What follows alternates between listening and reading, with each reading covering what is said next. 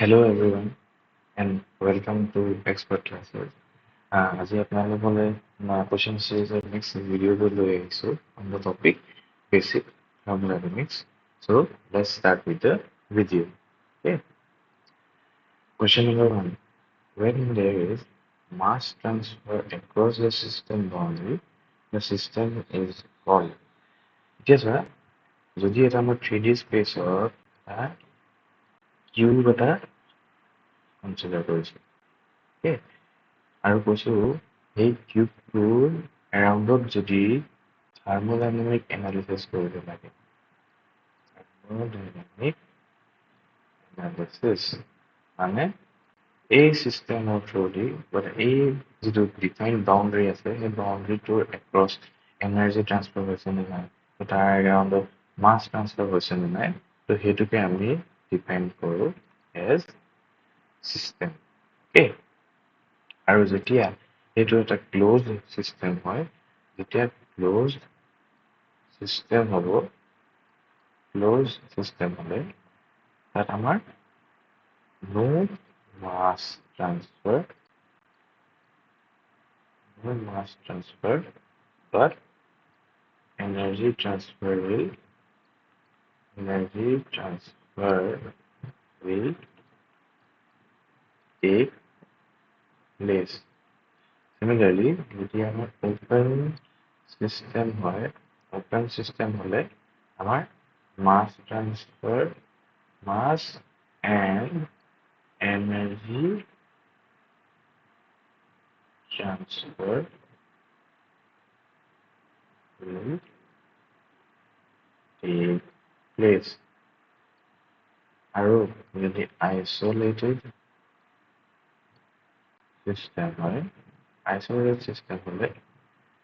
no mass and energy transfer will take place.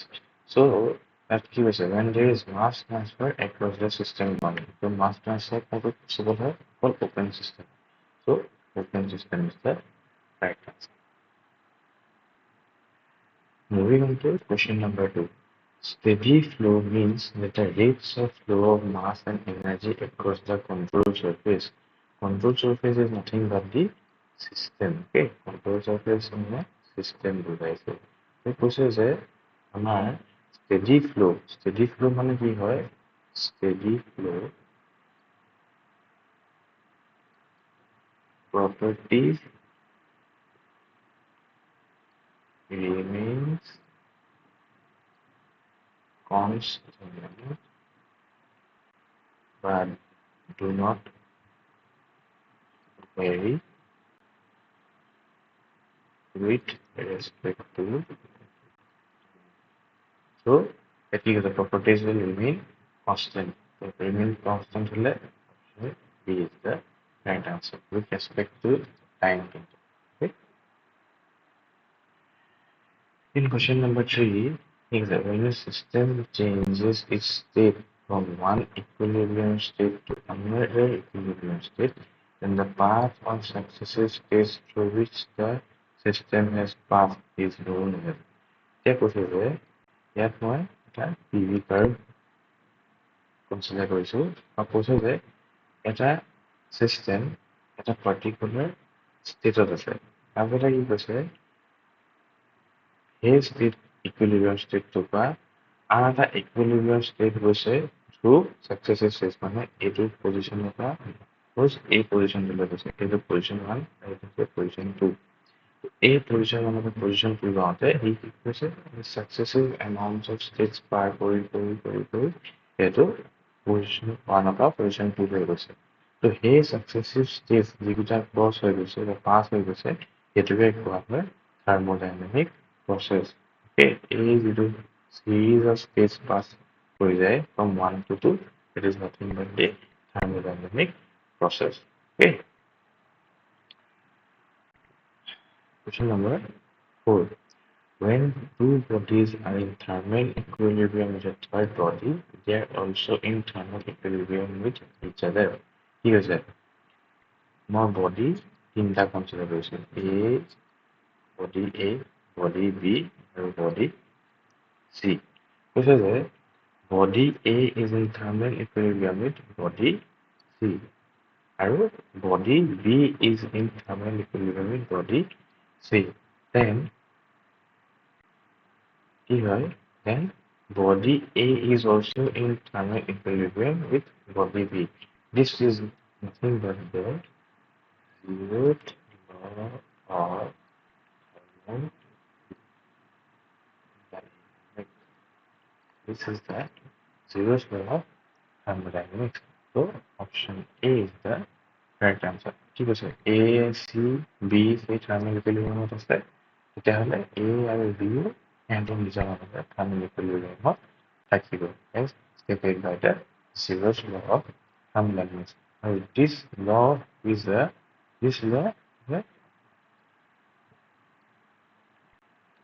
gives the measure of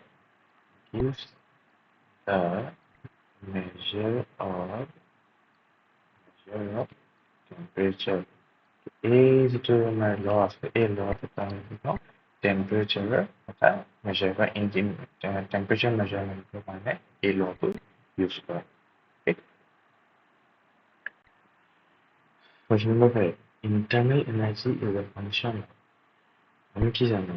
According to Joule's law. Joule's law কৈছে যে the internal energy of a system is a function of the absolute temperature of the body, which is represented by mCE. T is the given. T is the absolute temperature. Okay. Absolute temperature. Absolute temperature means in Kelvin. Okay. Jut m is the mass of the system, the mass of the system, C is the specific heat, and T is the temperature. It is absolute temperature, which is measured in Kelvin. So I keep a look that internal energy is a function of temperature with absolute temperature. Option B is the correct answer. Question number 6. The reading of the pressure gauge fitted on a vessel is 25 bar. Pressure gauge is fitted on a vessel is 25 bar. The atmospheric pressure is 1.03 bar and the value of G is 9.81 meter per second square. The absolute pressure in the vessel is absolute pressure demand find out the absolute pressure is equal to the atmospheric pressure plus gauge pressure. So in the question, here's an atmospheric pressure is coming out to be 1.03 bar and gauge pressure is coming out to be 25 bar. So 1.03 plus 25 is nothing but 26.03 bar. So option C is the correct answer. Question number 7. An ideal gas at 27 degrees Celsius is heated at constant pressure. Its volume becomes 3 times the final temperature of the body. Here's the ideal gas at 26 degrees Celsius is heated at constant pressure.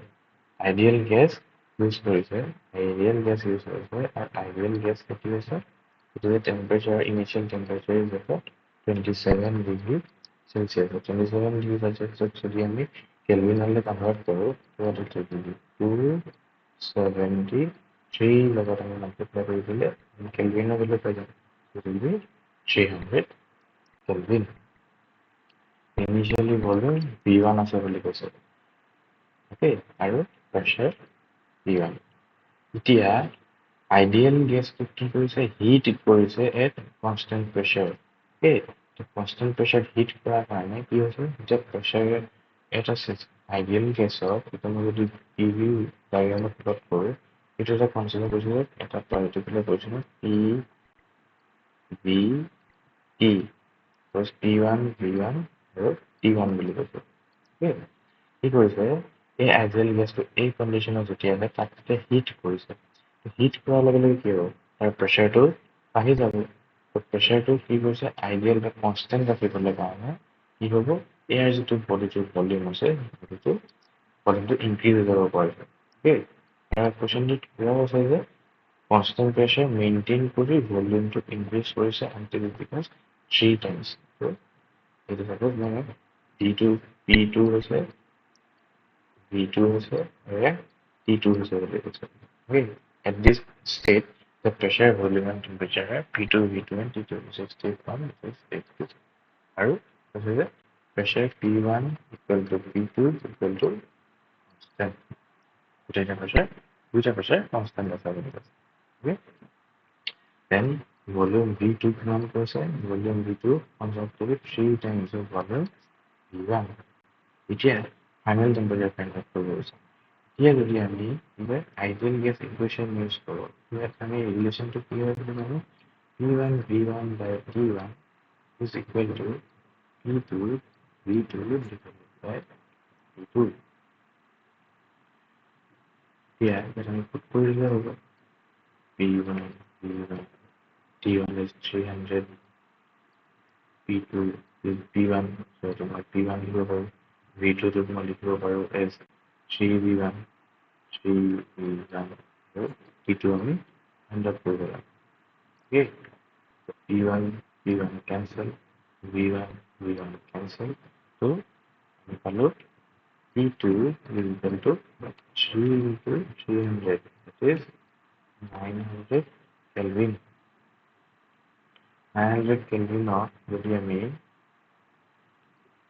900 minus 273 কৰো 273 কৰিলে আমাৰ value আহিব 627 degrees Celsius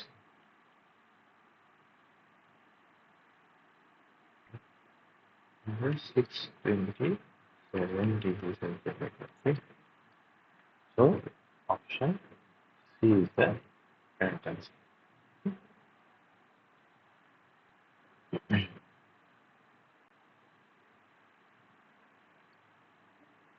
The specific heat of air at constant pressure, the specific heat of air at constant pressure, Cp is equal to, আমি কি জানো যে Cp of air is 1.005 kilojoule per kg degree Celsius. Okay. এতিয়া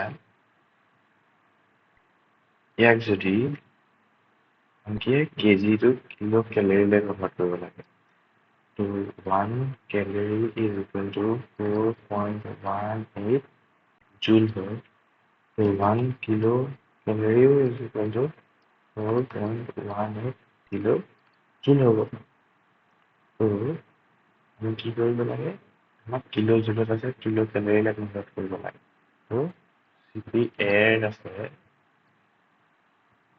কি কৰিম 1.005 divided by 4.18 যদি কৰোঁ তো আমাক কি আহিব answer will come out to be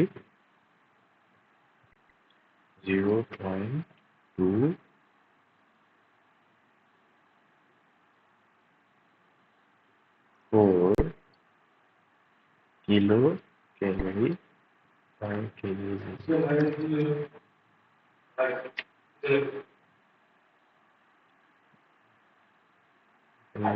kg degree Celsius. The option C is the correct answer. Question number 9. The property of a working substance which increases or decreases according to the heat supplied or removed in a reversible manner is called. Yeah, make it DS, that is entropy of a system is equal to Q reversible by T. মানে আমার system of a আমি হিটটো রিভার্সিবলি মানে system of a exit কৰিছো মানে remove কৰিছো মানে system আছে সেই সিস্টেমক আমি যিটো হিট প্ৰভাইড কৰিছো সেইটো ৰিভাৰ্সিবলি সাপ্লাই কৰিছো আমি তাক ৰিভাৰ্সিবলি ৰিমুভ কৰিছো এইটোৱে ডিপেন্ড কৰে the entropy of the system that is ds is equal to Q is replaceable by T. So the correct answer is option B. Okay. Simple basic formulas were the formulas which not calculate question book solve for required. Okay. Question number 10. The bomb calorimeter is an apparatus to measure the আমি জানো যে calorimeter is used for measuring of calorific value. Calorific value কাৰ উলিওৱা হয় fuel calorific value of fuel মানে এই যিটো fuel আছে তাৰ burning capacity কিমান আছে সেইটোকে find out কৰিবলৈ কাৰণে আমি কি ইউজ কৰোঁ calorimeter ইউজ কৰোঁ আৰু bomb calorimeter মানে আচলতে এই যিটো প্ৰচেছটো হয় সেই প্ৰচেছটো under a closed system আৰু এটা high pressure এটা explosion কৰোৱাৰ নিচিনা high pressure যেতিয়া provide কৰিব তো কি হ'ব এটা bomb নিচিনাকৈ কাম কৰিব তো সেইটো দি আমাৰ এই ফুয়েলটো calorific valueটো কিমান হয় সেইটো find out কৰিব okay so ইয়াত আমি bomb calorimeter দি কি measure কৰোঁ the calorific value of a solid or liquid fuel so option D is the correct answer okay so we have come to the end of this video ইয়াত এটা important কথা expert class আছে আমাৰ যিখিনি recently আপোনালোকে গম পাইছে যে আমাৰ APSC WRD অলৰেডি ওলাই আছে JEE ওলাই আছে আৰু লগতে অইল ইণ্ডিয়াটো আমাৰ 62 number of vacancies আহিছে for mechanical engineering JEE mechanical JEE কাৰণে আমাৰ 62টা vacancies ওলাইছে okay আৰু এইটো যিহেতু সুবিধাটো পাইছে তো সুবিধাৰ পৰা আমি বিচাৰো যে আপোনালোকৰ গোটেইখিনিয়ে এটা ড্ৰিম জব আপুনি ক্লেইম কৰিব পাৰে নিজৰ লাইফটো আপুনি ভাল কৰিব পাৰে তো তাৰ কাৰণে কি কৰিছো এক্সপাৰ্ট ক্লাছেছ যে নতুন এটা বেচ লৈ আহিছো আৰু সেই বেচটো আপোনাৰ আৰম্ভ হ'ব from 25th of July okay 25th of July পৰা নতুন বেচ ষ্টাৰ্ট হৈ আছে আপোনালোকে সোনকালে জইন কৰক A6900344217 নম্বৰটো কণ্টেক্ট কৰক কণ্টেক্ট কৰি আপোনালোকে হোৱাটছএপ কৰিব পাৰে তো হোৱাটছএপ কৰিলে আপোনালোকে গম পাব আমাৰ যিটো নতুন বেচ আৰম্ভ হৈ আছে সেই বেচটোত আপোনালোকে এনৰোল কৰক তাত গোটেই আপোনাৰ চিলেবাছ কভাৰ কৰা হ'ব concept building plus problem solving focus কৰা হ'ব আৰু লগতে যিখিনি কুৱেশ্যনছ আছে সেইখিনি কুৱেশ্যনছ ক্লাছতে কভাৰ কৰি গৈ থকা হ'ব আৰু লগতে মক টেষ্টো কভাৰ কৰা হ'ব অ'কে আমি নতুনকৈ চব বস্তু ছেটআপ কৰিবলৈ ট্ৰাই কৰি আছোঁ আপোনালোকে আমাক এনকাৰেজ কৰক আৰু লগতে এই যিটো বেচটো আছে সেই বেচটোত এনৰোল কৰক আৰু আমি যিমান পাৰোঁ আপোনালোকৰ কাৰণে এই চিলেবাছটো কভাৰ কৰি আপোনালোকৰ ড্ৰিম জব লেণ্ড কৰিবৰ কাৰণে আমি হেল্প কৰিম টিল দেন আপোনালোকে পঢ়ি থাকক আৰু এনেকুৱা যিখিনি ভিডিঅ'জ আছে সেই ভিডিঅ'জবোৰ চাই থাকিবলৈ কাৰণে আমাৰ কুৱেশ্যন চিৰিজখন চাই থাকিবলৈ কাৰণে আপোনালোকে আমাৰ যিটো ইউটিউব চেনেল আছে সেই ইউটিউব চেনেলটো ছাবস্ক্ৰাইব কৰক আৰু লগতে বেল আইকনটো প্ৰেছ কৰি দিয়ক যাতে যেতিয়া নেক্সট ভিডিঅ' আহিব আপোনালোকে সেই ভিডিঅ'জখিনি আপোনালোক নটিফাই হৈ okay till then study hard and all the best